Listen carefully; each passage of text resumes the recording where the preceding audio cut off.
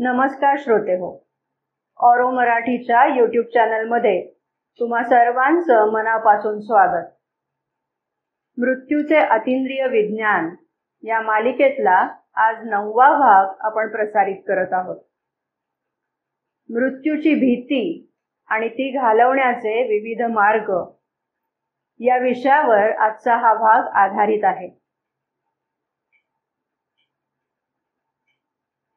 मृत्यूची भीती वाटत नाही असं कोण बरं आहे या जगामध्ये?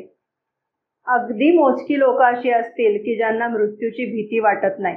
म्हणजे ही उदाहरणं आपण ऐकलेली असतात की जे क्रांतिकारक होते, स्वातंत्र्य चळवळीमध्ये जे सहभागी झालेले होते, ते हसत हसत फासावर गेलेले होते.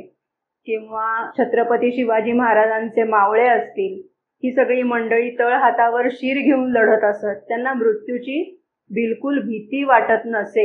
किंवा आत्ताचेही जे सैन्य दलातली सगळी मंडळी आहेत, ती अशा प्रकारे मृत्यूला अजिबात न घाबरता धिटाईने सामोरी जातात. परंतु त्यांचं प्रमाण जर एकंदर मानवी समाजात पाहिलं तर ते अगदी हाताच्या बोटावर मोजता येईल अशा प्रकारचं असतं. बाकी सगळ्यांना मृत्यूची भीती वाटतच असते. म्हणजे आपण साधारण विचार केला तर 100पैकी 90 लोकांना किंवा त्याच्याही पेक्षा अधिक लोकांना मृत्यूची कुठेतरी मनातनं भीती वाटत असते. अर्थात ती कधी वाटते हे सुद्धा विचारात घेण्यासारखं आहे. म्हणजे लहानपणी किंवा तरुणपणी किंवा शरीर जोपर्यंत धडधाकट आहे तोपर्यंत त्याची फारशी पर्वा वाटत नाही, त्याची भीती वाटत नाही किंवा काळजी सुद्धा वाटत नाही. पण एकदा थोडंसं वय प्रौढत्वाकडे झुकलं, 50 नंतरचा कालावधी सुरू झाला, मग वेगवेगळी छोटी मोठी आजारपणांना सुरुवात होते. कधी कधी विस्मरणाला सुरुवात होते.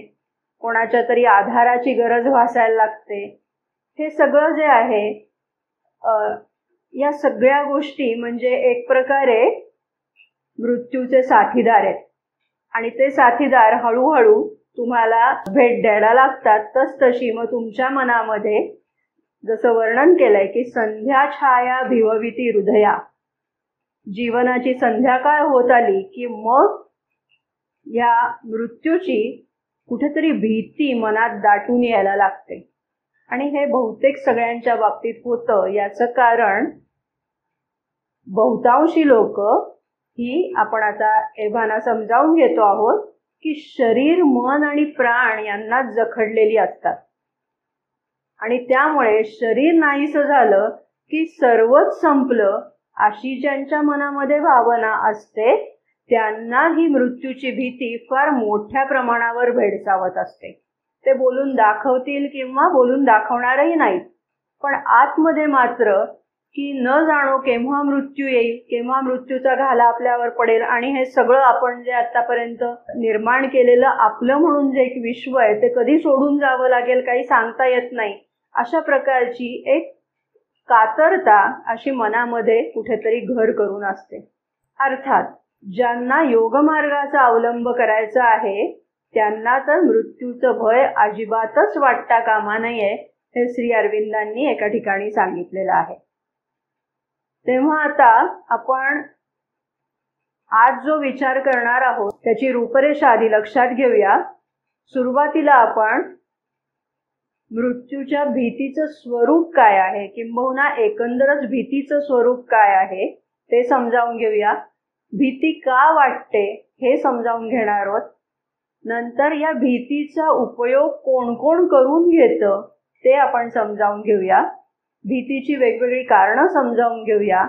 आणि त्याच्यानंतर मग भीतीवर मात करण्याचे जे वेगवेगळे मार्ग आहेत ते सगळे मार्ग आपण समजावून घेणार आहोत. एकंदर 13 ते 14 विविध मार्ग आपल्याला मदर आणि श्री अरविंद यांनी वेळोवेळी सांगितलेले आहेत. त्या सगळ्या मार्गांचा आपण विचार आजच्या भागात करणार आहोत. मदरनी 1954च्या सुमारास बुलेटिन नावाच्या एका नियतकालिकासाठी एक लेख लिहिला होता, मृत्यूची भीती आणि ते घालवण्याचे उपाय. अशा अर्थाचा तो लेख होता. तो लेख अतिशय विस्तृतपणाने त्याच्यामध्ये या उपायांची मांडणी केलेली आहे. तो लेख हा या आजच्या भागाचा मुख्य आधार असणार आहे. परंतु आपण तेवढ्यावरच थांबत नाही, तर मदर आणि श्री अरविंद यांनी वेळोवेळी जे सगळे मार्ग सांगितलेले आहेत त्या सगळ्या मार्गांचं एक प्रकारे आपण इथे संकलन केलंय आणि त्याची मांडणी करण्याचा आज आपण प्रयत्न करणार आहोत. समजावून घेऊया. तर सुरुवात करूया की या भीतीचं स्वरूप कसं असतं त्यापासून. मदरनी असं म्हटलेलं आहे की ही जी भीती असते, एकंदर कुठलीही भीती ती तशीच असते, पण मृत्यूची भीती ही अधिक सूक्ष्म असते आणि अधिक त्रासदायक असते एक प्रकारे, असं लक्षात येतं आपल्या. मदरनी त्याचं वर्णन करताना असं म्हटलंय की ती जणू काही एखाद्या ऍसिड सारखी असते. माहिती आहे आपल्याला की ऍसिडचा एक थेंब जरी एखाद्या गोष्टीवर पडला तर त्या ऍसिडमुळे ती वस्तू सगळी भाजून निघाल्यासारखी होते, तो सगळा भाग जळल्यासारखा होतो. तशी ही भीती असते की भीती किंवा चिंता या गोष्टी कुरतडत जातात, मनाला पोखरत जातात आतून, आणि मग सगळी जी प्रगती आहे त्या सगळ्या प्रगतीमध्ये एक प्रकारे त्याचा अडसर निर्माण होतो, हे आपल्याला माहिती आहे. मदरनी त्याचं स्वरूप सांगताना असं सांगितलेलं आहे की ही अत्यंत संसर्गजन्य गोष्ट आहे. म्हणजे समजा कल्पना अशी करा की आपण विमान प्रवास करतोय किंवा जहाजामधनं प्रवास करतोय आणि त्या प्रवासामध्ये एखाद्याच्या मनात जरी आशंका निर्माण झाली की नाही या विमानात काहीतरी बिघाड झालाय आणि मग त्याच्या मनात भीतीच्या भावनेने घर केलं, तो आजूबाजूच्या लोकांशी बोलायला लागला, तर ती भीतीची भावना चटकन सगळ्यांमध्ये पसरते. ती कुठल्याही संसर्गजन्य रोगापेक्षा अधिक संसर्गजन्य आहे, असं मदरनी त्याचं वर्णन केलेलं आहे. त्याचं स्वरूप कसं आहे हे सांगताना मदर म्हणतायत की ती अर्धचेतन अशा प्रकारची गोष्ट आहे आणि त्याच्यामध्ये अज्ञानी उपजत गोष्टींची सरमिसळ झालेली असते आणि त्यामुळे जे संकट आहे त्याच्यावरच ती जास्त भर देते आणि त्याच वेळेला तिला त्या संकटातून बाहेर पडण्याचा मार्ग पण माहिती नसतो आणि त्यामुळे ती भीती अजूनच वाढत राहते. हे त्याचं स्वरूप आहे असं त्या म्हणतात. भीती ही प्रगतीच्या मार्गातला सर्वात मोठा अडथळा आहे असं म्हटल्यानंतर मदर पुढे सांगतायत की ती कशी असते, ती मेनी साइडेड असते, तिला अनेक बाजू असतात, तिला अनेक अंग असतात, ती मल्टीफॉर्म असते, ती विविध रूप धारण करते, सेल्फ कॉन्ट्राडिक्टरी असते, म्हणजे स्वतःचाच स्वतःला विरोध अशा प्रकारचं तिचं स्वरूप असतं. ती इलॉजिकल असते, कधी कधी अकारण भीती वाटते, म्हणजे तशी कुठलीही परिस्थिती नाहीये, आजूबाजूला तसं काही घडलेलं नाहीये, पण कुठेतरी मनात भीती दाटून येते, अकारण भीती वाटते, तेव्हा ती इलॉजिकल असते, तर्कहीन असते असं त्या म्हणतात. अनरिझनिंग अँड अनरिझनेबल अशी ती असते. आणि आत्ता आपण म्हटलं त्याप्रमाणे की सर्व प्रकारच्या भीतींमध्ये मृत्यूची भीती ही अत्यंत सूक्ष्म असते आणि ती मोस्ट टेनॅशियस असते. ती हटवायचा प्रयत्न केला तर हटत नाही, घालवायचा प्रयत्न केला तर घालवता येत नाही, अशा प्रकारची ती चिवट म्हणता येईल, अशा प्रकारचं तिचं स्वरूप असतं असं मदरनी सांगितलेलं आहे. आणि श्री अरविंद तर असं म्हणतात, the fear of death shows a vital weakness which is also contrary to a capacity for yoga. योग साधना करायची असेल तर भीती मनामध्ये असता उपयोगी नाही, मृत्यूची तर नाहीच नाही, याचं कारण ती प्राणिक दुर्बलता असल्याचं द्योतक आहे असं श्री अरविंद आपल्याला सांगत आहेत. भीती का वाटते याचा आता थोडासा विचार करूया.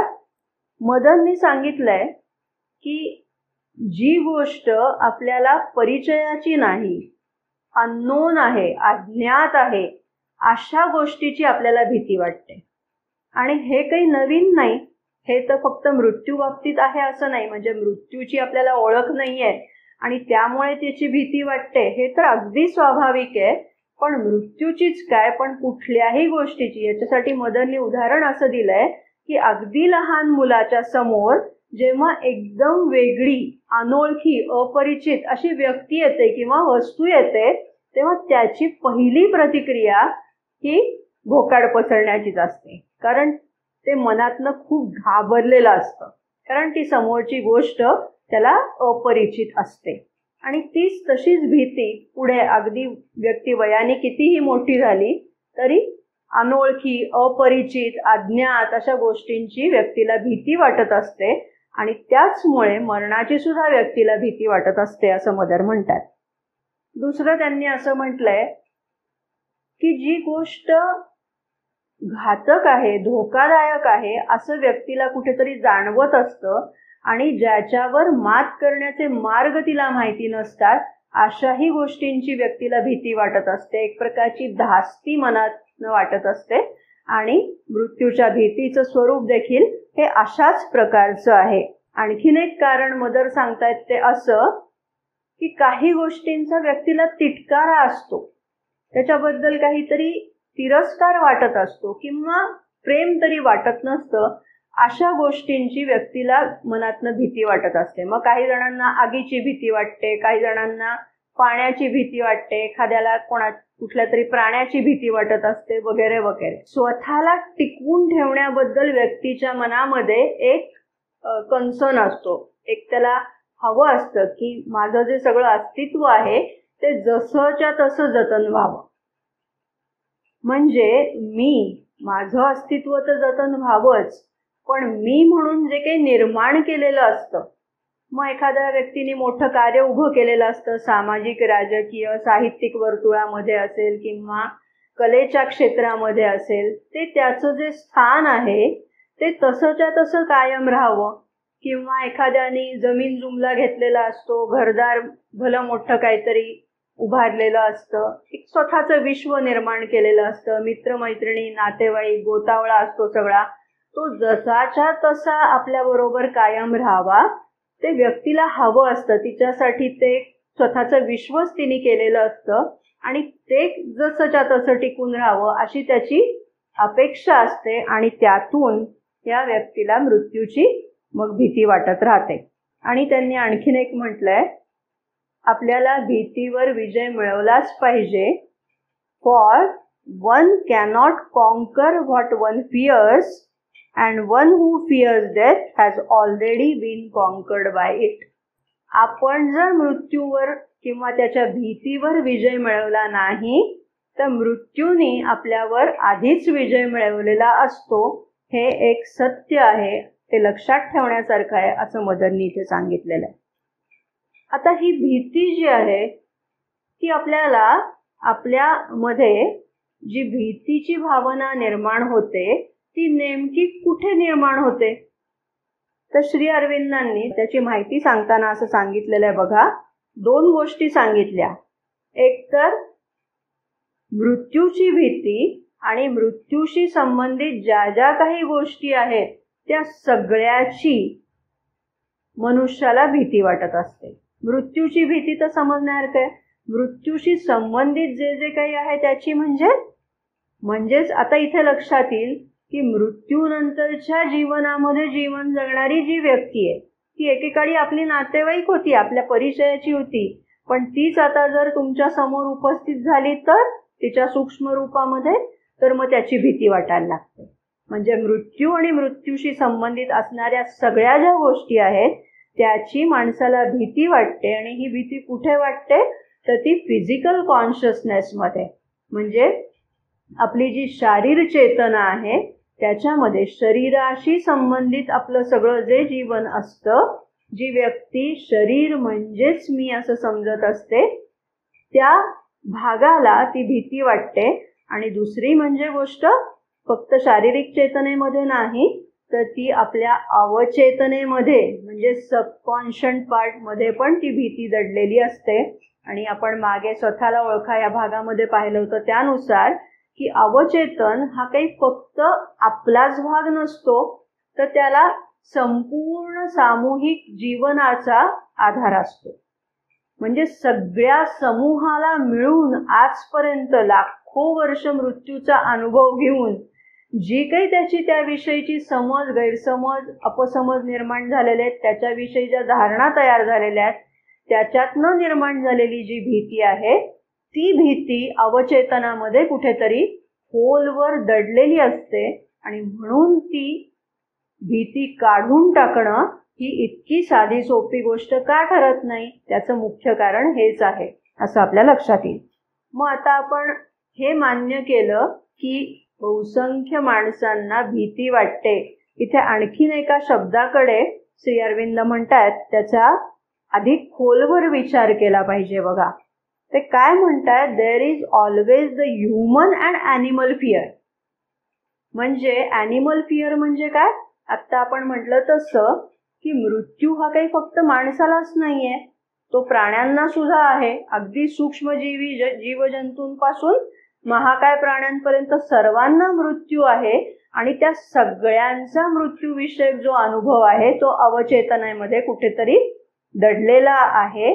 ती जी भीती आहे ती एक प्रकारे ॲनिमल फिअर आणि दुसरं म्हणजे ह्युमन फिअर. ह्युमन फिअरमध्ये मगाशी ज्याचा उल्लेख केला की प्राण्यांना फक्त मरणाची भीती आहे, पण मनुष्य तो विचारशील भावनाशील प्राणी असल्यामुळे त्यांनी निर्माण केलेलं जे सगळं विश्व आहे, नातेवाईक मंडळी आहेत, त्यांचे जीवलग आहेत, या सगळ्यांबद्दलच्या आपुलकीमधनं, त्यांच्या सगळ्यांबद्दलच्या असलेल्या आसक्तीमधनं मृत्यूविषयक भीती निर्माण होते. म्हणून animal fear and human fear असे दोन अगदी नेमके शब्द श्री अरविंदांनी इथे वापरलेले आहेत. व भीती वाटते हे आपल्या सगळ्यांना माहिती आहे, पण निर्भय का व्हायला पाहिजे? त्याची जी वेगवेगळी कारणं आहेत त्यामध्ये प्रामुख्याने 3 कारणं आता आपण इथे विचारात घेऊया. श्री अरविंदांनी याचं एक कारण सांगितलंय, ते जेव्हा क्रांतिकारक होते त्या काळातलं, किंवा ते जेव्हा स्वातंत्र्य चळवळीमध्ये सहभागी होते त्या काळातलं हे उदाहरण आहे. त्यांच्याकडे अनेक क्रांतिकारक मंडळी येत असत. त्याच्यापैकी एक होते अमरेंद्रनाथ चटर्जी. आणि या अमरेंद्रनाथ चटर्जी पुढे ते खूप मोठे क्रांतिकारक म्हणून गणले गेले. हे जे आहेत चटर्जी, त्यांना श्री अरविंदांनी असं सांगितलेलं होतं की if we want to free the country we have to conquer the fear of death. पहिली गोष्ट तुम्ही केली पाहिजे ती म्हणजे मृत्यूविषयक भीती तुम्ही तुमच्या मनातनं काढून टाकली पाहिजे, जर तुम्हाला देश स्वतंत्र व्हावा असं वाटत असेल तर, असं श्री अरविंदांनी त्या चटर्जी यांना सांगितलेलं होतं. म्हणजेच इथे एक गोष्ट लक्षात घेतली पाहिजे की तुम्हाला जेव्हा एखादं खूप अशक्यप्राय वाटेल असं मोठं ध्येय तुम्ही उराशी कवटाळलेलं असतं आणि त्यानुसार तुमचं जीवन जगण्याचा तुम्ही निर्धार केलेला असतो, तेव्हा पहिली महत्वाची गोष्ट अडथळा ठरणारी असते ती म्हणजे भीती, आणि त्यातही मृत्यूची भीती. तेव्हा ती ओलांडणं, त्याच्यावर मात करणं हे गरजेचं आहे, हे श्री अरविंदांनी तेव्हा त्यांना सांगितलेलं होतं. त्याचं दुसरं कारण की निर्भय होणं कोणाला अगदी आवश्यक आहे, तर मदरनी त्याचं असं कारण सांगितलंय की ज्याला गूढविद्येचा अभ्यास करायचा आहे त्याला मृत्यूच्या भीतीवर मात केलीच पाहिजे. याचं कारण त्यांनी असं सांगितलेलं आहे की एकदा तुम्ही गूढविद्येचा अभ्यास सुरू केला की तुम्हाला एक वेगळी दृष्टी प्राप्त होते आणि त्या दृष्टीमधनं तुमच्या समोर असंख्य प्रकारचे वेगवेगळे जीव डोळ्यासमोर यायला लागतात, जे प्रत्येक वेळेलाच चांगले असतातच असं नाही. आणि मग त्या सगळ्यामुळे जर तुम्ही घाबरून गेलात तर गूढविद्येमध्ये अधिक प्रगती तुम्ही करू शकणार नाही. मदर म्हणतात, मी वयाच्या 12व्या वर्षीच गूढविद्येचा अभ्यास सुरू केला, पण तेव्हा सुद्धा माझ्या मनामध्ये यत्किंचितही भीती नव्हती, असं त्या सांगतात. आणि म्हणूनच मग आपल्याला माहिती आहे की मदर पुढे जाऊन या गूढविद्येतल्या खूप मोठ्या प्रगत व्यक्ती म्हणून ओळखल्या गेलेल्या आहेत. श्री अरविंदांनी पण असं सांगितलेलं आहे की योग साधना करायची असेल तर भीती बाळगता कामा नये. मग आपण त्या मार्गावरनं जर प्रवास करू इच्छित असू तर आपल्याला भीती त्याचं स्वरूप जाणून घेतलं पाहिजे. कारण आत्ता आपण म्हटलं त्याप्रमाणे की जी गोष्ट परिचयाची नाहीये त्याची भीती वाटते. मग त्याची ओळख करून घेऊया. मग त्याच्यावर तोडगा कसा काढायचा, त्याच्यावर मार्ग कसा काढायचा याचे वेगवेगळे उपाय मग आपल्याला माहीत करून घेता येतील. तेच नेमकं आज आपण करत आहोत. निर्भय कोण असू शकतो? तर मदर श्री अरविंदांनी त्याचे 2 निकष सांगितलेले आहेत. एक म्हणजे आत्ता आपण विचारात घेतलं त्याप्रमाणे ज्याला ज्ञान आहे त्याला भीती वाटत नाही. अपरिचित गोष्टींची भीती वाटते.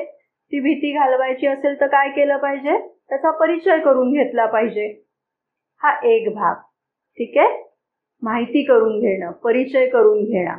आणि दुसरी गोष्ट म्हणजे त्यांनी असं म्हटलंय बघा, श्री अरविंदांनी म्हटलंय, then one grieves no longer because one has entered into the truth and the truth brings calm and peace.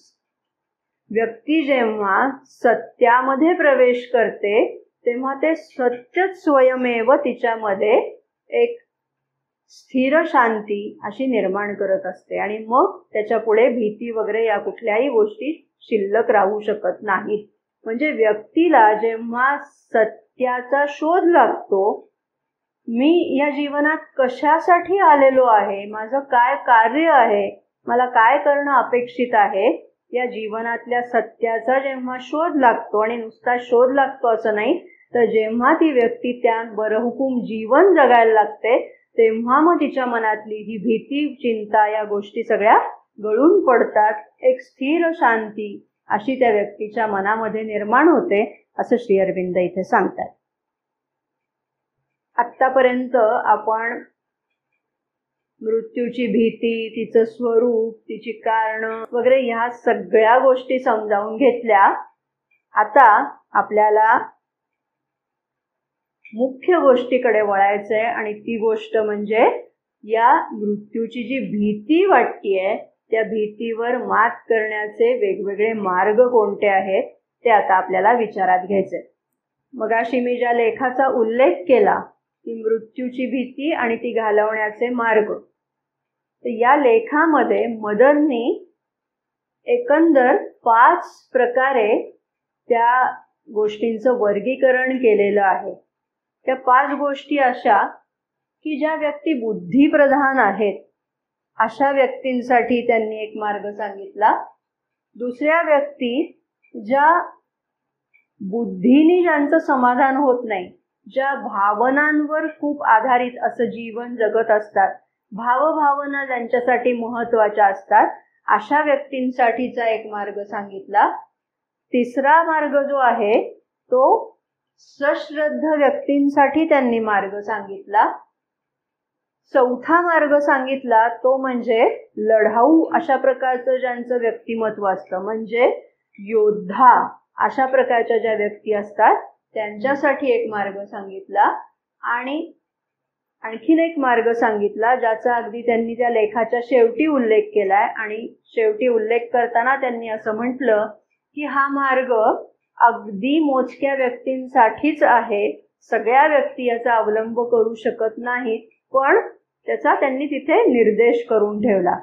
म्हणजे अतींद्रिय पातळीवरचा अभ्यास करणारी, गूढ विद्येचा अभ्यास करणारी किंवा अध्यात्म मार्गाचा अवलंब करणाऱ्या व्यक्ती सुद्धा अशा रीतीने खऱ्या अर्थाने जेव्हा आध्यात्मिक जीवनात प्रवेश करतात तेव्हा मग त्यांना अवलंबायचा असलेला तो मार्ग, अशा रीतीने हा मार्ग तुलनेने अगदी मोजक्या व्यक्तींसाठी आहे. परंतु असे त्यांनी एकंदर 5 प्रकारच्या प्रवृत्ती असलेली माणसं आणि त्यांच्यासाठी असलेला एक एक उपाय असा मदननी त्या लेखामध्ये नमूद केलेला होता. आणि त्यांनी वेळोवेळी जे विचार मांडले त्यांनी आणि श्री अरविंदांनी, त्याच्या आधारे आत्ता आपण विचारांच्या सोयीसाठी म्हणून त्याच 5 प्रकारच्या व्यक्तींना उपयोगी पडतील असे जे विविध मार्ग आहेत ते सुद्धा सगळे मार्ग इथे आपण विचारात घेतलेले आहेत. तेव्हा एक एक क्रमाक्रमाने आपण या सगळ्या मार्गांचा विचार करणार आहोत. मदरनी असं म्हटलेलं आहे की आता हे सूत्र आपल्याला माहिती आहे, व्यक्ती तितक्या प्रवृत्ती, आणि त्यामुळे जेवढ्या प्रकृती आहेत वेगवेगळ्या तेवढ्या त्यांच्या पद्धती पण वेगवेगळ्या असतात. तर आपल्याला सुटेबल, आपल्याला सुयोग्य अशी पद्धत कोणती? ही पद्धत ज्याची त्यांनी शोधून काढायची आहे.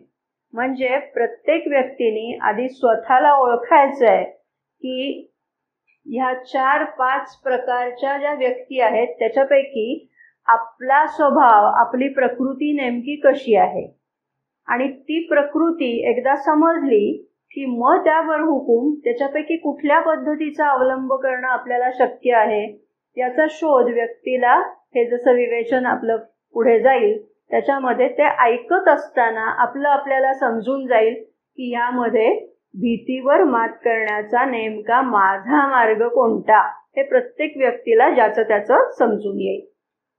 अर्थात परत एक गोष्ट अशी लक्षात घेऊया, जे आपण या मालिकेमध्ये किंबहुना आधीपासून नेहमी तेच सांगत आलेलो आहोत, ते म्हणजे की विचारांच्या सोयीसाठी आपण आकृतीचा वापर करतो आहोत. मनाला अशा रीतीने समजावून घेणं एखादा विषय सोपा जातो म्हणून याचा अवलंब करतो आहोत. पण याचा अर्थ असा नाही की हे हवाबंद कप्पे आहेत. म्हणजे एखाद्या व्यक्तीने ह्याच मार्गाचा अवलंब केला तर तिला हे बाकी सगळे मार्ग नाहीत का? तर तसं नाही.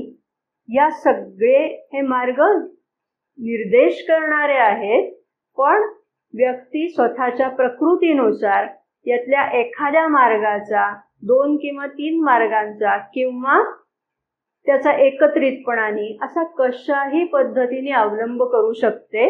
महत्वाचं आहे ते मृत्यूच्या भीतीवर मात करणं महत्वाचं आहे. तुम्ही अमुक एक मार्ग वापरता का तमुक एक मार्गाचा अवलंब करता हे महत्वाचं नाही.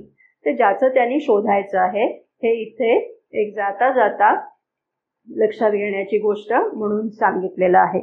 समजावून घेऊया. पहिल्यांदा आता आपण बुद्धी याच्या म्हणजे बुद्धीचा अवलंब करून मृत्यूच्या भीतीवर कशी मात करता येते ते समजावून घेण्याचा प्रयत्न करूया. श्री अरविंदांनी एके ठिकाणी असं म्हटलेलं होतं की मानसिक साधना म्हणजे मनाच्या आधारे जी साधना किंवा मनाची शिस्त, मेंटल डिसिप्लिनचा वापर करून सुद्धा आपण अध्यात्मामध्ये अमुक एका टप्प्यापर्यंत निश्चितपणाने प्रगती करू शकतो.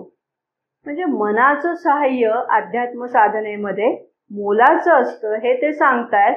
आणि त्यांचं जे म्हणणं आहे ते आता इथे किती यथार्थ आहे हे लक्षात येतं बघा. कारण बुद्धीच्या आधारे मृत्यूच्या भीतीवर मात करण्याचे एकंदर आपल्याला इथे 6 मार्ग मदर श्री अरविंदांनी वेळोवेळी सांगितलेले आहेत असं लक्षात येतं. त्यातला पहिला मार्ग हा जो आहे तो मृत्यूची अटळता. आता हे तर सगळ्यांनाच माहिती आहे की मृत्यू अटळ आहे. ठीक आहे, म्हणजे स्वतःला अनुभव नाहीये व्यक्तीला याचा, परंतु व्यक्तीने जे पाहिलेलं असतं, ऐकलेलं असतं, इतका लाखो वर्षांचा जो अनुभव मनुष्याच्या गाठीशी असतो त्यातून त्याला ही ठाम समजूत असते. मी समजूत हा शब्दप्रयोग वापरते आहे, याच्याकडे थोडंसं आता नुसतं लक्ष देऊन ठेवूया, पुढे विवेचनाच्या ओघात त्याचा अधिक खुलासा होईल. परंतु ही माणसाची दृढ समजूत असते आणि त्यामुळे भले भले शास्त्रज्ञ सुद्धा याच्या विरोधात जाण्याचं धाडस करत नाहीत असं मदर म्हणतात. की मृत्यू अटळ आहे हे आपल्या सगळ्यांना माहिती आहे. म्हणजे जो जन्माला आला तो मरण पावणार आहे. ती काळ्या दगडावरची जणू काही रेघ आहे असं आपल्याला माहीत असतं. आणि मग जर तो मृत्यू अटळच असेल तर मग त्याला घाबरायचं काय, असा प्रश्न आपल्याला जेव्हा भीती वाटते मृत्यूची तेव्हा केला पाहिजे. कारण घाबरण्यामुळे प्रश्न सुटतोय का? तो सुटणार असता तर घाबरण्याला उपयोग आहे, पण तो प्रश्न सुटणारच नाहीये, मृत्यू अटळच आहे, तर मग त्या घाबरण्याचा काहीच उपयोग नाही. तेव्हा घाबरता कामा नये. हे आपण स्वतःच्या मनाला समजावलं पाहिजे. मनाला समजावताना आणखीन काय काय सांगू शकतो आपण? मदर ते तपशिलात सांगतायत. त्या म्हणतायत बघा की परिस्थिती समानच असते, पण त्या समान परिस्थितीमध्ये सुद्धा सगळ्यांचा मृत्यूचा अनुभव समान असतो तसं नाही. म्हणजे एखादा भला मोठा अपघात होतो. आपण मध्यंतरी हे उदाहरण पाहिलं की विमानाला अपघात झाला आणि त्यामधले सगळे प्रवासी मृत्युमुखी पडले, एक प्रवासी मात्र जिवंत राहिला. म्हणजे परिस्थिती समान असताना सुद्धा मृत्यू सर्वांच्याच बाबतीत येतोच असं नाही. मग हेही आपल्याला समजावता येण्यासारखं आहे. मदर तिसरं आणखीन एक स्वतःला समजावण्याचं सांगतात की तो जेव्हा यायचा असतो तेव्हाच येतो, आधीही नाही किंवा नंतरही नाही. म्हणजे त्या असं म्हणतायत की एखादी व्यक्ती अशी असते, मदर अनुभवांती हे सांगतायत. त्या म्हणतायत एक व्यक्ती त्यांना अशी माहिती होती की जिला वयाच्या 50व्या वर्षीच असं वाटत होतं की आता मरण आलं तर परवडलं. ती वाट बघत होती एक प्रकारे मरणाची, पण त्या व्यक्तीला मरण आलंच नाही. ते आलं 85व्या वर्षी. आणि त्या असं म्हणतायत ज्या व्यक्तीला असं वाटत असतं की माझा या जीवनामध्ये खूप काहीतरी करायचंय, अमुक एक गोष्ट करायची, तमुक गोष्ट करायची, त्यामुळे मला मरण येता कामा नये असं वाटत असतं, पण त्या व्यक्तीवर मरणाचा कधी घाला पडतो काही सांगता येत नाही. म्हणजे अशा प्रकारची अगदी विरोधी अशी उदाहरणं पण आपल्या पाहण्यात असतात. त्यामुळे याचा एक सरसकट असा एकच एक नियम काही सांगता येत नाही. तर अशा परिस्थितीत जेव्हा तुमचा मृत्यू ठरलेला आहे तेव्हा तो येणारच आहे. मग तो येणारच आहे तर मग त्याचं भय कशाला बाळगायचं? आणि जेव्हा येणार नाहीच आहे तेव्हा त्याची भीती बाळगण्याचं तर काहीच कारण नाही. म्हणजे अशा दोन्ही परिस्थितीमध्ये आपण मृत्यूची भीती बाळगता कामा नये. हे अगदी कॉमन सेन्सवर आधारित असं स्पष्टीकरण मदरनी इथे केलेलं आहे. त्या म्हणतायत की मी जे फिजिकल कॉन्शियसमध्ये जीवन जगतायत त्यांच्यासाठीच प्रामुख्याने हा लेख लिहिलेला आहे, असं त्यांनी पुढे एकदा स्पष्टीकरण केलेलं आहे. हे कॉमन सेन्सवर एक आधारित असा उपाय आपल्याला मदरनी सांगितला. आता दुसरा बघा, दुसरा उपाय काय आहे बघा, भीतीचा नियम. मदर असं म्हणतायत की भीतीचा एक नियम आहे. काय नियम आहे तो? तर ज्याची तुम्हाला भीती वाटते ती गोष्ट एक प्रकारे तुम्ही स्वतःकडे आकर्षून घेता.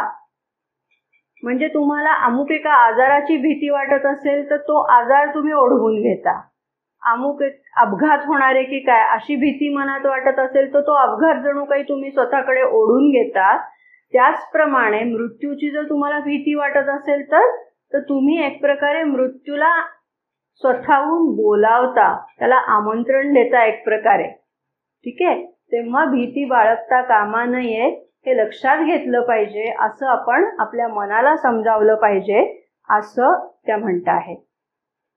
म्हणजे आपण असं कधी म्हणू का की एखादी व्यक्ती समजा आपल्याला मारायला आलेली आहे, अशा व्यक्तीला आपणच हातवारे करून तिला बोलवू का आणि तिला असं म्हणू का की अरे तू ज्याला मारायला आलोयस ती व्यक्ती म्हणजे मी आहे? हे करणं जितकं हास्यास्पद आहे तितकंच ते हास्यास्पद आहे. मृत्यूला घाबरणं हे हास्यास्पद असं आहे, कारण एक प्रकारे आपणच स्वतः त्या मृत्यूला आमंत्रण देत असतो. तेव्हा हा भीतीचा नियम लक्षात ठेवायचा आहे आणि मृत्यूला घाबरता कामा नये हे स्वतःच्या मनाला समजावलं पाहिजे असं त्यांनी सांगितलेलं आहे. मग त्या म्हणतायत की ह्यातनं आपल्या काय लक्षात येतं की मृत्यूला घाबरता कामा नये, तो येणार तेव्हा येणारच आहे. मग अशा वेळेला आपण आपल्याला नेमून देण्यात आलेलं जे कार्य आहे, जे ईश्वराने आपल्याला नेमून दिलेलं आहे किंवा ज्या कारणासाठी आपण जन्म घेतलेला आहे ते कार्य नेमस्तपणाने करत राहावं, मृत्यूची पर्वा करू नये आणि प्रत्येक क्षण आपल्या आयुष्याचा त्या कार्यासाठी कसा वेचता येईल हे बघावं, मृत्यूची चिंता करू नये असं त्यातनं त्यांनी सांगितलेलं आहे. तिसरा एक मार्ग सांगितला तो म्हणजे आपल्याला हे पारंपरिक योगामध्ये माहिती आहे, नेती नेती. म्हणजे भीती कशामुळे वाटते? तर आपण मगाशी पाहिलं की आपल्या शरीराविषयी किंवा शरीर म्हणजेच मी आहे, शरीर नसेल तर माझं अस्तित्वच असणार नाहीये, अशी जी काही समजूत माणसाच्या मनात घर करून बसलेली असते, बहुतांशी सगळ्यांच्या मनात हीच समजूत असते, तेव्हा ही समजूत दूर करणं, ही समजूत चुकीची आहे, तेव्हा हे शरीर म्हणजे फक्त मी नाहीये. मग मी म्हणजे कोण आहे? तर शरीर म्हणजे मी आहे, केवळ तेवढं म्हणजेच मी नाही, तर मी म्हणजे प्राण आहे, मी म्हणजे मन आहे, मी म्हणजे चैत्य पुरुष आहे, मी म्हणजे आत्मा आहे, हे सगळं मिळून मी आहे. फक्त शरीर म्हणजे मी नाहीये ही धारणा, ही समजूत जसजशी मनामध्ये दृढ होत जाईल तसतसं शरीराबद्दल असलेली आसक्ती हळूहळू कमी होत जाईल. आणि मृत्यू म्हणजे काय? आता आपल्याला एव्हाना माहिती झालेलं आहे की मृत्यू म्हणजे हे जे शरीर आहे ते गळून पडणं, पण आपलं अस्तित्व त्यातून संपत नाही हे आपल्याला माहिती आहे. तेव्हा मनाला सातत्याने हे सांगत राहिलं पाहिजे की शरीर म्हणजे मी नाही, केवळ मन म्हणजे मी नाही, केवळ प्राण म्हणजे मी नाही, तर मी म्हणजे चैत्य पुरुष आहे, मी म्हणजे आत्मा आहे. हा नेती नेती आणि मग इति इति असा मार्ग आपल्याला इथे अवलंबता येतो. त्यामुळे तोही एक मार्ग आहे. श्री अरविंदांनी आपल्याला चौथा मार्ग सांगितलाय. तो मार्ग बघा, निसर्ग नियम. निसर्ग नियम काय आहे? तर आपण जेव्हा लहान असतो आणि वाढत जातो, निसर्ग नियमानुसार आपल्यामध्ये वाढ होत जाते. लहान मुलगा असतो, त्याचा प्रवेश तरुणपणामध्ये होतो. तेव्हा तो तरुण मुलगा जर असा आक्रोश करायला लागला की काय, तो मी छोटा जो होतो तो कुठे गेला, काही सांगता येत नाही, मला काही माहित नाही, मला तो परत पाहिजे, असं म्हणून जर एखादा मुलगा रडायला लागला, तरुण मुलगा, तर ते किती हास्यास्पद आहे. अगदी त्याच पद्धतीने जो ज्ञानी माणूस आहे तो शोक करणाऱ्या माणसांकडे अशाच रीतीने पाहत असतो.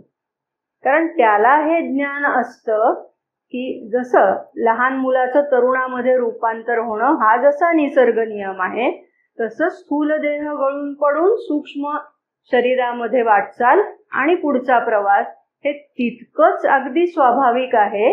हे ज्ञानी माणसाला माहिती असतं आणि त्यामुळे तो त्याला घाबरत नाही. तेव्हा आपल्या मनाला हे आपण समजावलं पाहिजे की हे निसर्ग नियमानुसार होतं आहे. आणखीन एक उपाय श्री अरविंदांनी सुचवलेला आहे, तो म्हणजे बघा, शांती आणि प्रेम. आता इथे भीतीची भावना जेव्हा मनामध्ये हृदयामध्ये घर करते, तेव्हा आपण तिला त्याच्या बरोबर विरोधी असलेली गोष्ट जी आहे ती म्हणजे एकतर प्रेम आहे किंवा दुसरी गोष्ट म्हणजे शांती, तशी सूचना आपल्या मनाला दिली पाहिजे असं श्री अरविंदांनी सांगितलेलं आहे. बघा काय म्हणतात ते, There have been numerous cases of a panic being stopped outright simply because some people refused the suggestion and could counteract it with an opposite suggestion.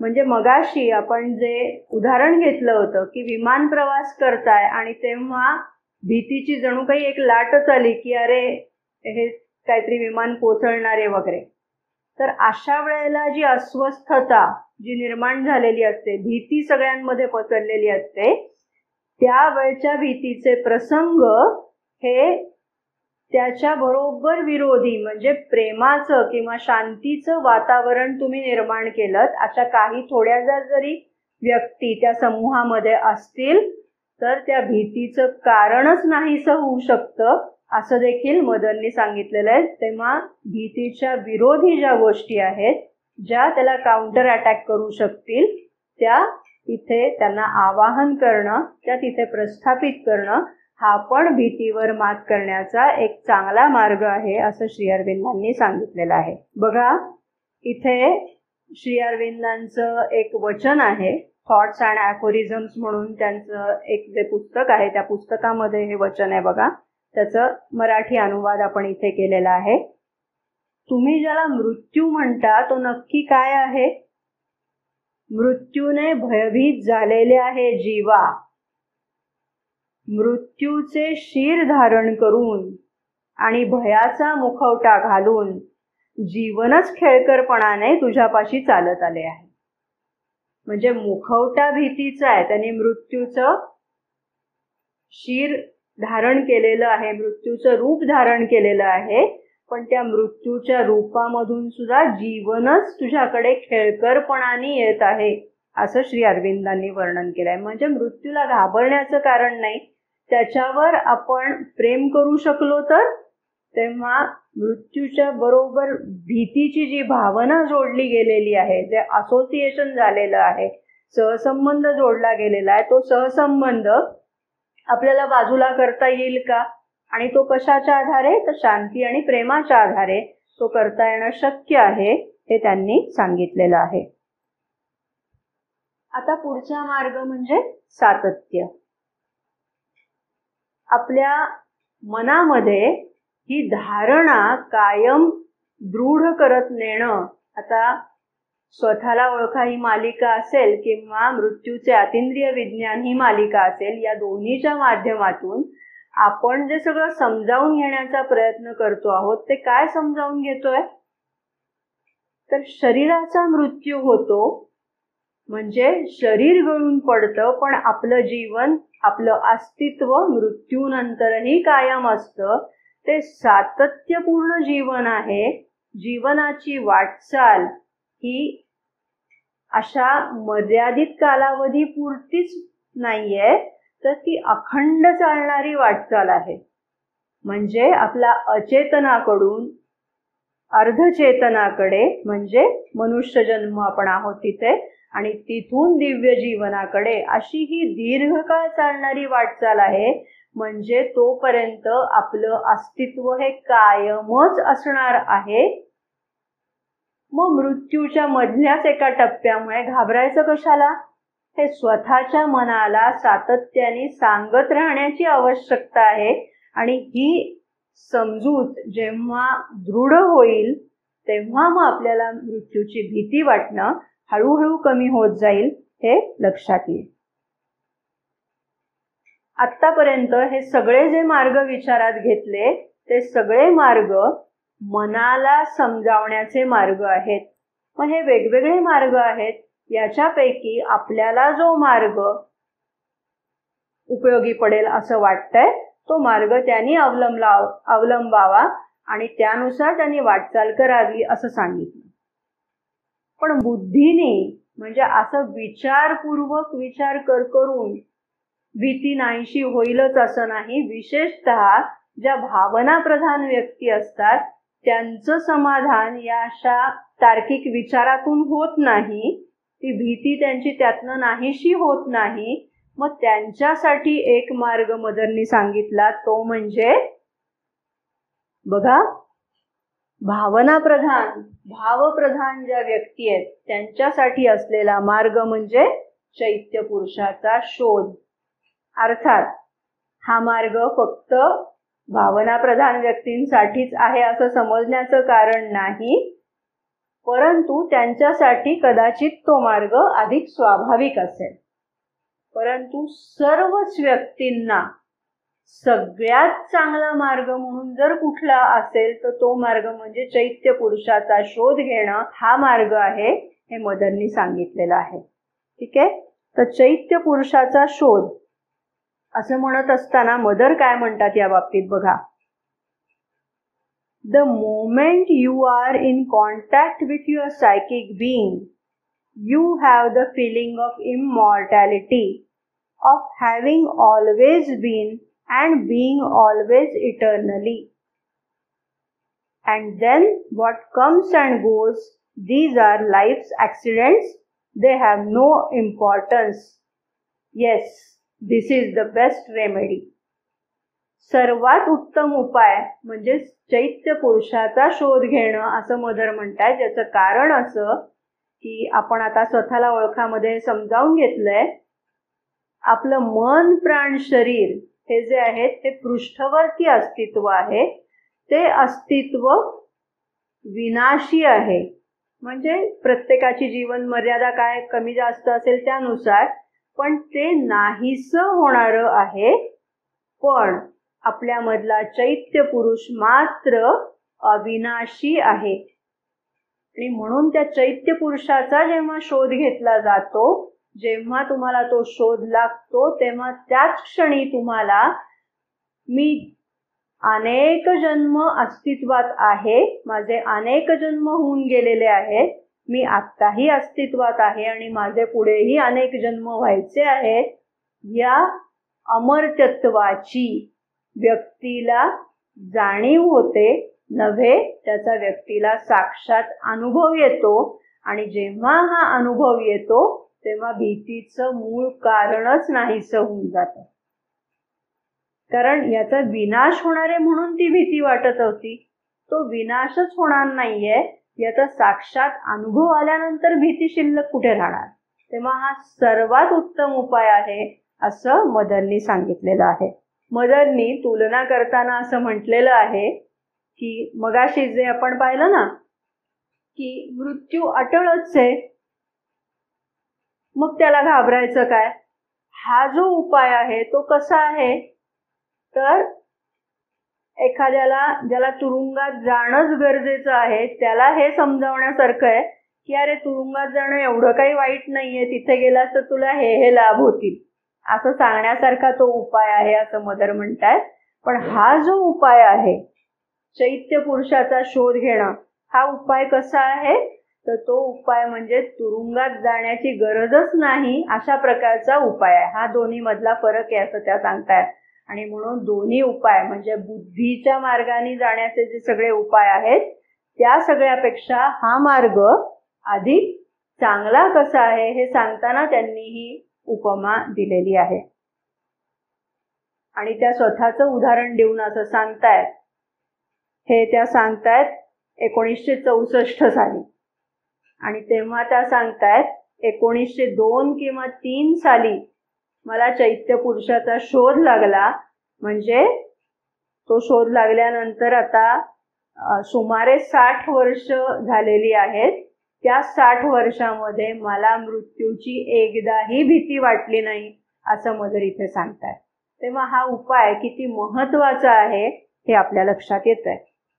आता बुद्धिप्रधान माणसांचा विचार झाला, भावनाप्रधान माणसांचा विचार झाला. आता आपण वळूया की ज्या व्यक्ती श्रद्धावान आहेत अशा व्यक्तींसाठी जे मार्ग सांगितलेले आहेत ते कोणते आहेत, तर ते 2 मार्ग आहेत. एक तर ईश्वराचा आसरा किंवा दुसरा मार्ग म्हणजे समर्पण. दोन्ही मार्गांचा आपण विचार करूया. हा जो मार्ग आहे तो मार्ग सर्वात सोपा मार्ग आहे असं मदर म्हणतात. For mystics the best cure as soon as one begins to feel afraid of something is to think of the divine. जे अशा रीतीचे सश्रद्ध लोक असतात त्यांच्यासाठी मदर सांगतायत की ज्या क्षणी तुमच्या मनामध्ये भीती दाटून येते, मग ती अगदी कोणत्याही गोष्टीची असेल, मृत्यूची असेल तरी सुद्धा तोच उपाय आहे. त्या सांगतायत की तेव्हा तुम्ही त्या क्षणी, भीती वाटता क्षणी ईश्वराचा विचार करायला सुरुवात करा आणि जणू काही तुम्ही त्याच्या कुशीत पहुडलेले आहात किंवा त्याच्या चरणाशी निवांतपणाने बसलेले आहात असा विचार करा. आणि ती जी काही सगळी काळजी असेल, चिंता असेल, भीती असेल ती त्याच्यावर सोपवून मोकळे व्हा. मग ती गोष्ट बाहेरची असेल, आतली असेल, इतरत्र कुठली असेल, कुठलीही गोष्ट असू दे, त्या सगळ्याची जबाबदारी तुम्ही ईश्वरावर सोपवा आणि निर्धास्त राहा, निश्चिंत राहा. हा मार्ग सगळ्यात सोपा आहे असं मदर म्हणतात आणि चटकन परिणाम करणारा पण आहे.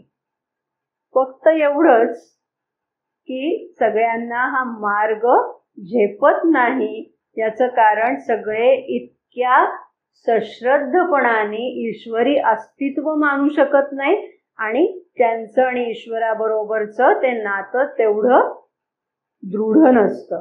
आणि त्यामुळे हा साधा सोपा जरी उपाय असला तरी तो अवलंबणं हे काहीच व्यक्तींना जमू शकतं असं त्या म्हणत आहेत. मी मगाशी उल्लेख केला त्याप्रमाणे की हे असे हवाबंद कप्पे नाही आहेत. त्यामुळे एखादी व्यक्ती अशी असू शकते, जशी श्री अरविंदांचं हे उदाहरण आपल्याला इथे घेता येण्यासारखं आहे, की ते सश्रद्ध पण आहेत आणि तल्लख बुद्धिमत्ता असलेले पण आहेत, तार्किक विचारसरणी असणारे पण आहेत. मग ते या दोन्हीची कशी सांगड घालतायत बघा. त्यांचं परत एक थॉट्स अँड ॲफोरिझम मधलं वचन आहे बघा.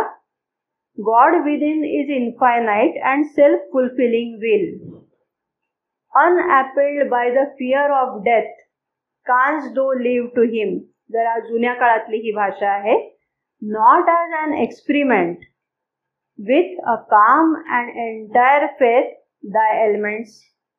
म्हणजे मृत्यूविषयीची भीती न बाळगता अगदी निर्धास्तपणाने, निशंकपणाने तू श्रद्धेने स्वतःचं जे सगळं आजारपण आहे ते ईश्वरावर का बरं सोपवत नाहीस, असा प्रश्न त्यांनी विचारलाय. लाखो डॉक्टर्स त्यांचं सगळं कौशल्य जे काही असेल त्या सगळ्याचा एकत्रित विचार केला तरी त्याच्यापेक्षा सुद्धा अधिक कुशल असा ईश्वर आहे.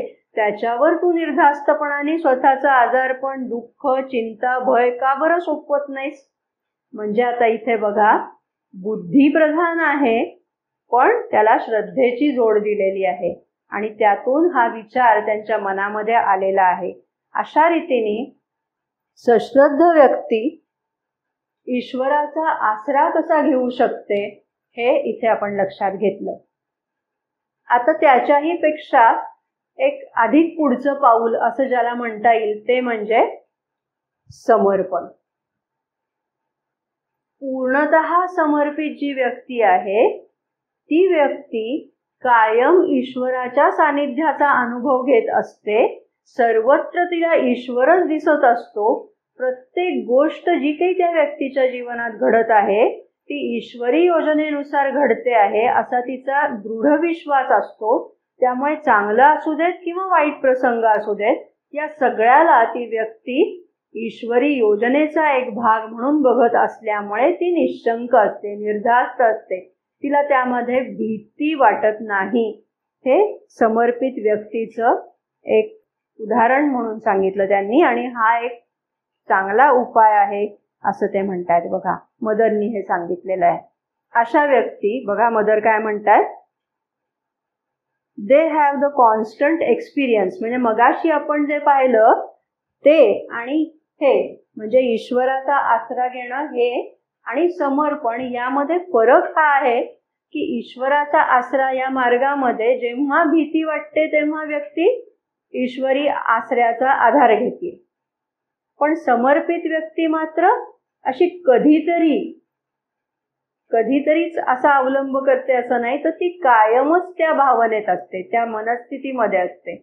आणि म्हणून they have the constant experience of living at the feet of the beloved in an absolute self-surrender or of being cradled in his arms and enjoying a perfect security. ती कायमच अशा रीतीने तिच्या त्या भावावस्थेत असल्यामुळे तिला पूर्णपणे सुरक्षितता लाभलेली असते. तिला भीती, चिंता, शोक अशा कुठल्याही गोष्टी भेडसावतच नाहीत. हा एक अतिशय महत्वाचा मार्ग मदरनी आपल्याला सांगितलेला आहे. आता बघा, आतापर्यंत आपण बुद्धिप्रधान लोकांचा मार्ग पाहिला, भावनाप्रधान व्यक्तींसाठी असलेला मार्ग पाहिला, सश्रद्ध व्यक्तींसाठी जो मार्ग होता तोही समजावून घेतला. आणि आता आपण जी लढाऊ व्यक्तिमत्व आहे, जी झुंजार व्यक्ती आहे, की ज्या कुठलीही गोष्ट आली की शिंगावर घ्यायला बघतात, अशा प्रकारच्या ज्या व्यक्ती आहेत, योद्धा अशा प्रकारची ज्यांची झुंजार वृत्ती आहे, अशा लोकांसाठी असलेला हा मार्ग आहे बघा. त्यातले 2-3 मार्ग त्यांनी सांगितलेले आहेत.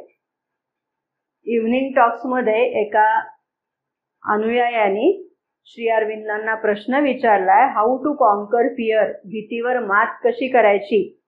तेव्हा श्री अरविंदांनी त्याला असं सांगितलेलं आहे, बाय मेंटल स्ट्रेंथ, मानसिक बळाच्या आधारे, विल, इच्छाशक्तीच्या आधारे आणि स्पिरिच्युअल पॉवर याच्या आधारे भीतीवर मात करता येते. श्री अरविंद स्वतःचं उदाहरण देऊन म्हणतायत की मला जेव्हा एखाद्या गोष्टीची भीती वाटत असे, त्या भीतीला मी स्वतःहून सामोरं जात असे.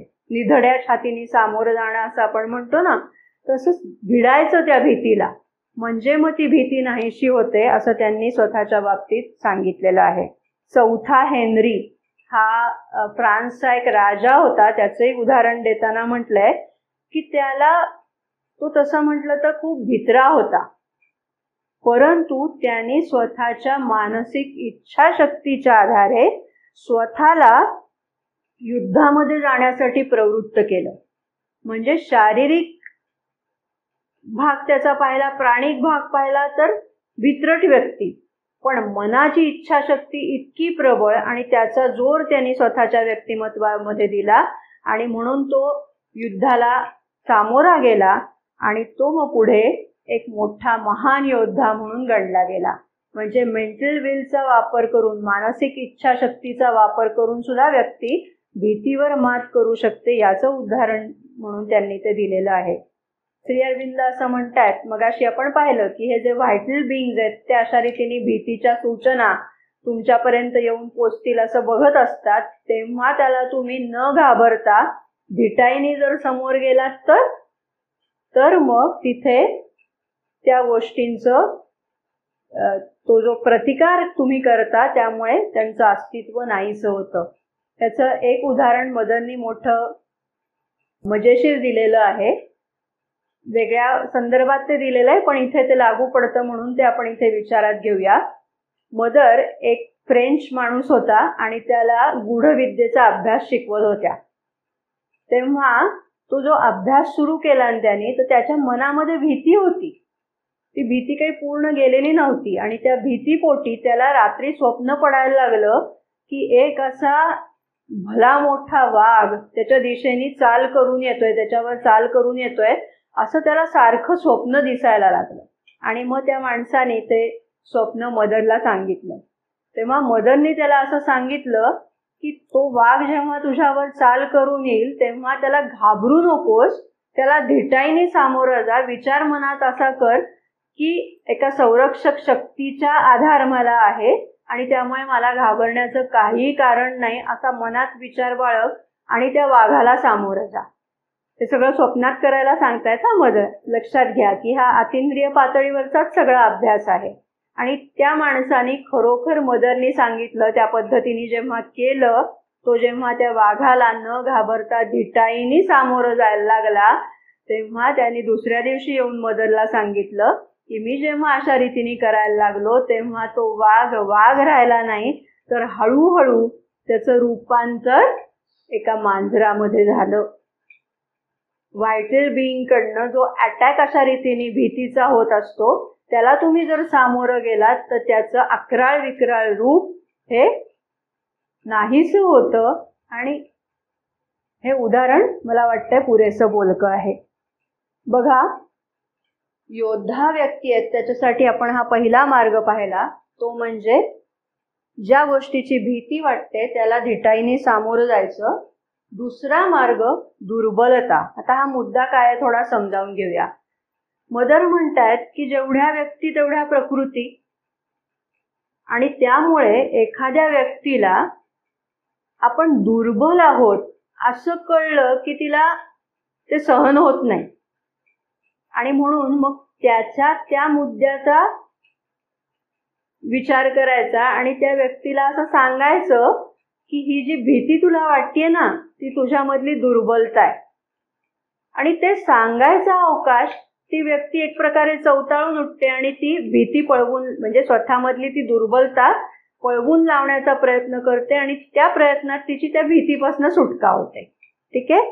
तेव्हा भीती ही एक प्रकारची दुर्बलता आहे. मगाशी श्री अरविंदांनी पण सांगितलं बघा आपल्याला की व्हायटल विकनेस आहे हा, भीती हा, तेव्हा ती दुर्बलता काढून टाकली पाहिजे असं त्या व्यक्तीला सांगणं पुरेसं असतं. किंवा असंही सांगितलं जातं, त्याचा परिणाम होतो आणि ती व्यक्ती त्याचा प्रतिकार करायला तयार होते. Fear is a suggestion from hostile forces, you must push it away as you drive up hostile forces. विरोधी शक्तींकडनं सूचना येत आहेत भीतीच्या, आणि म्हणून विरोधी शक्तींचा जसा तुम्ही प्रतिकार करता, अगदी त्याच पद्धतीने भीतीच्या भावनेचा सुद्धा प्रतिकार केला पाहिजे असं त्या व्यक्तीला सांगितल्यानंतर मग ती व्यक्ती तो प्रतिकार करायला तयार होते. म्हणजे दुर्बलता आहे ती असं सांगून, किंवा त्या विरोधी शक्तींकडनं आलेल्या आहेत असं सांगून सुद्धा त्याचा प्रतिकार करता येऊ शकतो असं इथे सांगितलेलं आहे. आणि आता तिसरा मार्ग योद्धा असलेल्या व्यक्तीसाठी तो सांगितला, तो थोडा अधिक नेमकेपणाने समजून घेण्याची गोष्ट आहे. कारण इथे काय म्हटलंय, मृत्यू अटळ नाही. आपण सुरुवात कुठनं केली होती आठवत असेल तर, मृत्यू अटळच आहे, तर मग तो स्वीकारण्या वाचून गत्यंतरच जर नाहीये तर मग घाबरायचं कशाला. सुरुवात इथून केली होती आणि आता आपण वेगवेगळ्या मार्गांचा विचार करत करत इथे आलो, ते म्हणजे मृत्यू अटळ नाही. कोणासाठी तर मदर इथे सांगतायत की मृत्यू याला खऱ्या अर्थाने अस्तित्व नाही. हे आपण या मालिकेच्या सुरुवातीच्या भागांमध्ये समजावून घेतलं. त्याला वास्तव रूप नाहीये. ते का कसं नाहीये हे सगळं आपण त्या भागात समजावून घेतलंय, त्याची पुनरावृत्ती करायची आवश्यकता नाही. परंतु आपल्याला याची कुठेतरी खोलवर जाणीव असू शकते की मृत्यूचं अस्तित्वच नाहीये, आपण अविनाशी आहोत, आपण अमर आहोत. ही भावना एखाद्या व्यक्तीमध्ये दृढ असेल आणि ती व्यक्ती जर झुंजार असेल तर ती या मृत्यूचा प्रतिकार या रीतीने करू शकते. याचं कारण मृत्यूशी दोन हात करणं ही सोपी गोष्ट नाही. इथे एक गोष्ट विचारात घेण्यासारखी आहे, ती म्हणजे इथे फक्त वैयक्तिक जीवनाबाबतीत इथे मदर सांगत नाहीयेत. मदर इथे एका मोठ्या पटलावरती हा सगळा विषय मांडतायत आणि तेव्हा सांगतायत जो सगळा प्रयत्न मदरनी स्वतःच्या आयुष्यात केलेला आहे तो म्हणजे फक्त स्वतःचा मृत्यू टाळणं किंवा स्वतःच्या मृत्यूशी दोन हात करणं, त्याला सामोरं जाणं आणि त्यामध्ये विजय मिळवणं, एवढ्यापुरता मर्यादित विचार इथे करत नाहीयेत. अशाही व्यक्ती आपल्याला माहिती असतात, आपण त्यांच्याबद्दल कुठे ना कुठेतरी वाचलेलं असतं, पाहिलेलं असतं त्यांचं जीवन. ते खडतर जरूर असतं, परंतु ते शक्य कोटीतलं असतं. परंतु मदर इथे जे सांगतायत ते व्यापक परिप्रेक्षामधलं सांगतायत की ह्या पृथ्वी जीवनामधनं मृत्यूची शक्यताच परतवून लावणं, म्हणजे मृत्यूचा मृत्यू घडवून आणणं, ज्याच्यासाठी मदर प्रयत्नशील होत्या त्याविषयी इथे मदर सांगतात की हा जो लढा आहे तो मृत्यूची भीती घालवण्याचा लढा आहे. तो कसा आहे बघा, काय म्हणतात, अगदी जरी तुम्ही व्यक्तिगत पातळीवर जरी हा लढा द्यायचा प्रयत्न केला तर मदर काय म्हणतात बघा. आधी आपण व्यक्ती पातळीवरचं समजावून घेऊया. All feelings, all sensations, all thoughts, all reflexes, all attractions, all repulsions, all existing things, all that forms the fabric of your physical life must be overcome. अशा रीतीने मृत्यूच्या भीतीवर जर तुम्हाला मात करायची असेल तर सगळ्या भावना, संवेदना, विचार या सगळ्या गोष्टींनी मिळून जे तुमचं अस्तित्व बनलेलं आहे त्या सगळ्यावर तुम्हाला मात केली पाहिजे. Physical life must be overcome, transformed and freed from all their habits. सर्व प्रकारच्या सवयी आहेत. मृत्यू ही पण सवय आहे, हे आपण मागे पाहिलं होतं. त्या सवयीवर पण तुम्हाला मात केली पाहिजे, हे त्या सांगतायत. This is a battle of every second against thousand and millions of enemies. व्यक्तिगत जीवनाबद्दल फक्त इथे मदर हे सांगतायत. आणि ही लढाई स्वतः मदर अगदी शेवटच्या श्वासापर्यंत लढत होत्या, हे आपल्याला माहिती आहे. आपण पुढे जेव्हा त्यांच्या समाधीचा विचार करू तेव्हा हा भाग सगळा अधिक तपशिलात जाणून घेऊ. बघा, जे झुंजार अशा प्रकारचे योद्धे व्यक्ती असतात, they cannot accept life as it is and they feel pulsating within them their right to immortality. आपण अमरत्वाचा वारसा वागवणारे आहोत, तेव्हा हे आत्ता आहे. तसं नाशिवंत जीवन हे त्यांना मंजूरच नसतं आणि म्हणून ते अशा प्रकारे त्या मृत्यूशी झुंज द्यायला तयार होतात. They possess a kind of intuitive knowledge that death is nothing but a bad habit. They seem to be born with the resolution to conquer it. आणि त्या मृत्यूवर विजय मिळवायचा अशी उपजत प्रेरणाच त्यांच्या ठिकाणी असते, असं त्या म्हणतात. पण ही लढाई सोपी नसते आणि त्याचं पुष्कळ विस्ताराने वर्णन मदरनी केलेलं आहे. आणि त्याच्यामध्ये त्यांनी सांगितलं की ही 4 गोष्टींशी प्रामुख्याने असलेली लढाई असते. त्यातली पहिली असते ती मेंटल बॅटल अगेन्स्ट अ कलेक्टिव्ह सजेशन. जेव्हा तुम्ही अशा रीतीने अमर्त्यत्वाच्या गोष्टी करायला लागता, तसे प्रयत्न करायला लागता, हे जेव्हा इतरांना कळतं तेव्हा ती लोक तुम्हाला वेड्यात काढतात. मगाशी आपण पाहिलं की अगदी मोठमोठे सायंटिस्ट सुद्धा, शास्त्रज्ञ सुद्धा या विचाराला धजावत नाहीत, असं मदर म्हणतात. अर्थात आता काळ बदललाय, आता शास्त्रज्ञ अशा रीतीने प्रयोग करायला लागलेले आहेत, हे एक सुचिन्हच म्हटलं पाहिजे. परंतु त्या म्हणतायत बघा की लोक तुम्हाला अशा रीतीने जर तुम्ही काही करत असाल तर तुम्हाला वेड्यात काढतात आणि म्हणतात की नाही, असं कधी असतं का? मृत्यूवर अशा रीतीने कधी विजय मिळवता येईल का? म्हणजे मृत्यूचंच मरण कधी अस्तित्वात येईल का? हा वेडगळपणाचा विचार आहे, काहीतरी भ्रामक समजुती आहेत, असं म्हणून त्या तुम्हाला वेड्यात काढतात लोक, असं त्या म्हणता आहेत. आणि मृत्यू हा अटळ आहे. बघा, आपण मगाशी सुरुवात जिथनं केली होती, मृत्यू हा अटळ आहे, हे इतकं सगळ्यांनी गृहीत धरलेलं असतं की त्या ज्या सामूहिक सूचना आहेत त्याच्या विरोधात तुम्हाला आधी पहिला झगडा करावा लागतो. म्हणजे विचारांची ही लढाई आहे सुरुवातीची. ठीक आहे. दुसरी लढाई लढायची असते ती भावनांची लढाई लढायची असते.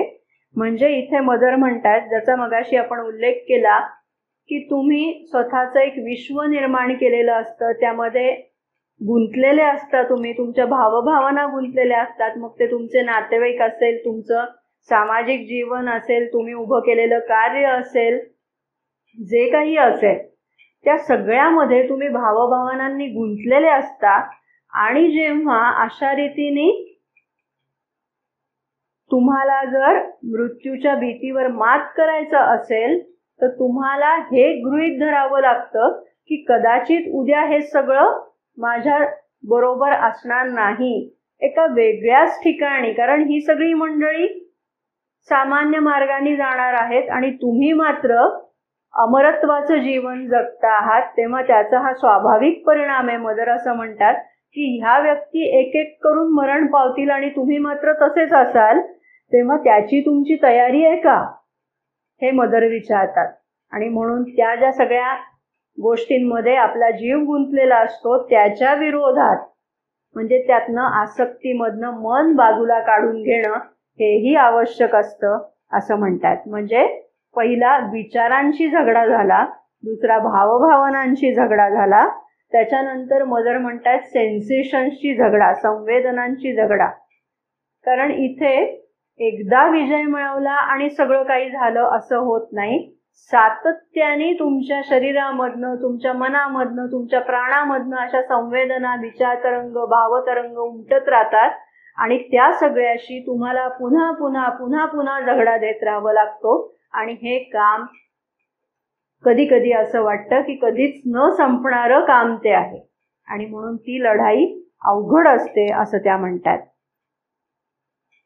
आणि चौथी लढाई ही स्वतःच्या शरीराशी असलेली लढाई.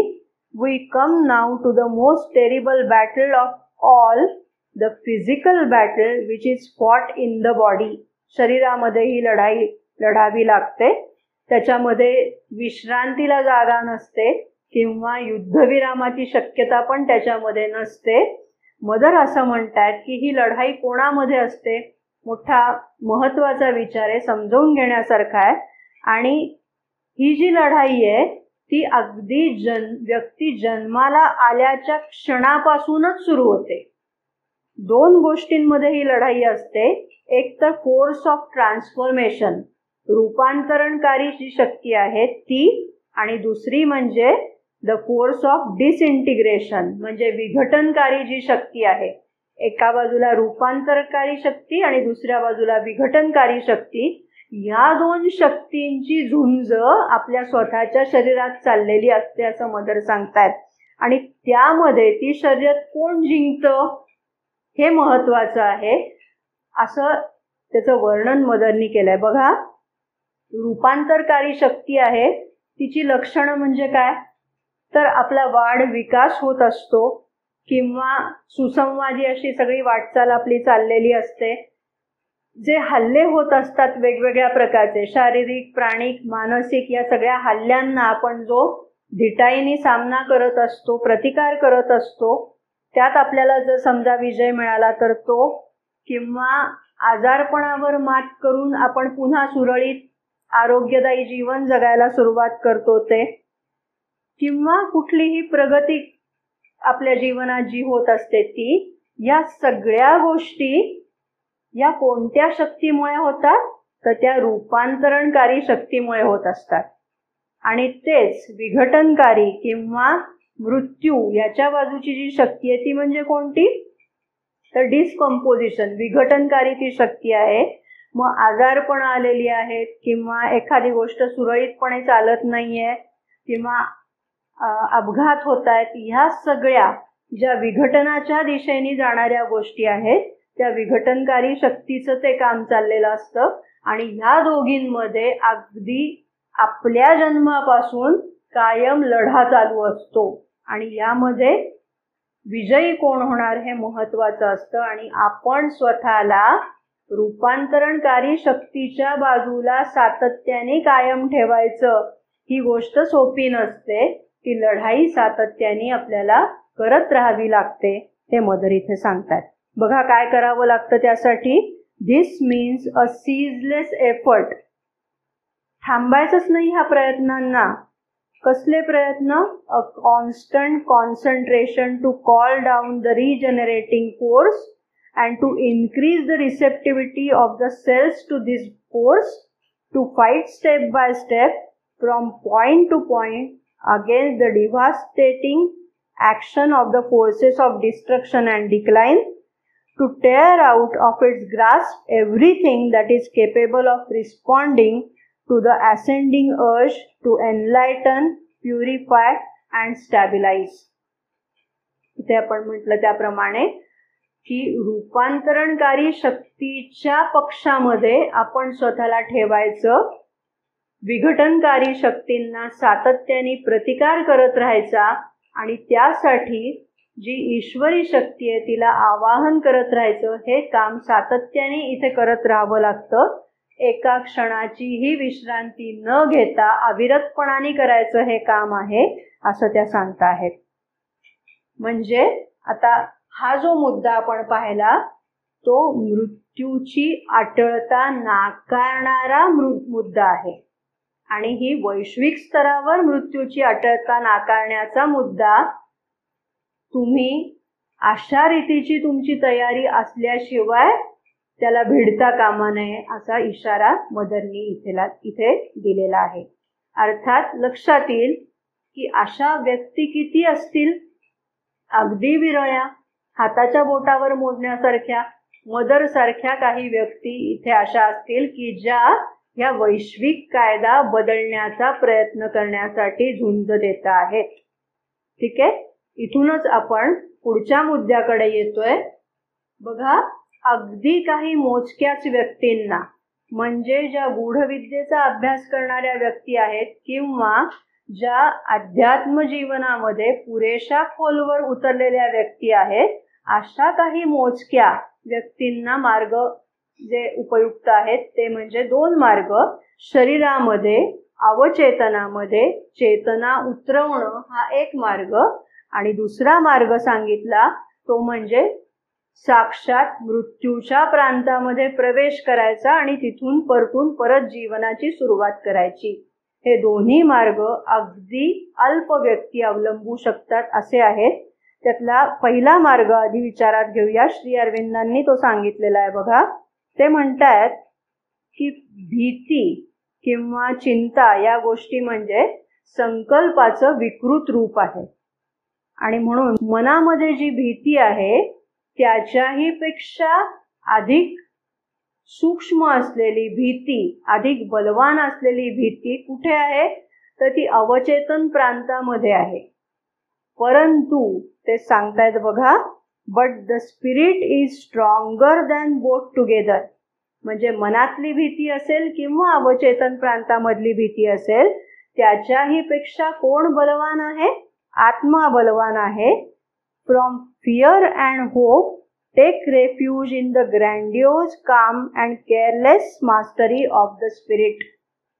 या दोन्हीपासनं स्वतःला काहीसं अलिप्त करत जो आत्मा आहे त्याच्या आत्म्याच्या कुशीमध्ये एक प्रकारे विश्राम करायचा आहे, त्याचा आसरा घ्यायचा आहे, असं श्री अरविंद इथे सांगतात. आणि हे मगाशी जो आपण मार्ग विचारात घेतला त्याचंच अजून अधिक खोलवरचं असलेलं रूप आहे.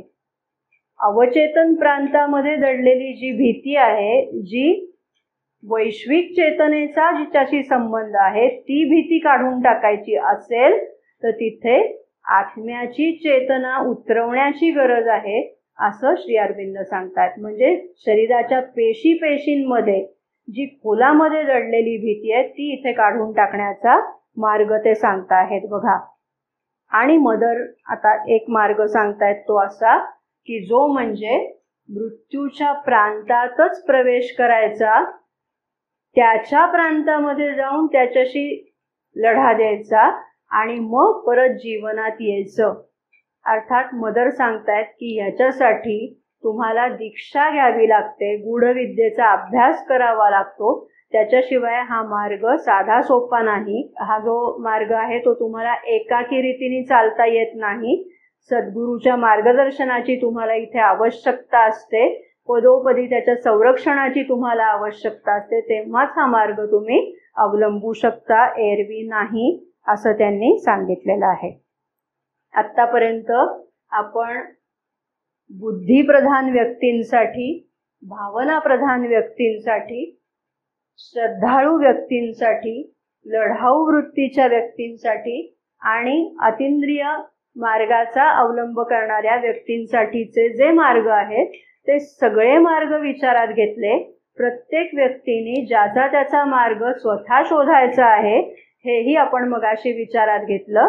आता मृत्यूच्या भीतीवर मात करण्याचे एवढे अनेकानेक मार्ग आपल्याला माहीत झालेले आहेत, तेव्हा याच्यापैकी आपल्या प्रकृती धर्माला साजेसा असा मार्ग कोणता आहे तो आपण निवडूया आणि योग मार्गावर वाटचाल करण्यासाठी प्रारंभ करूया.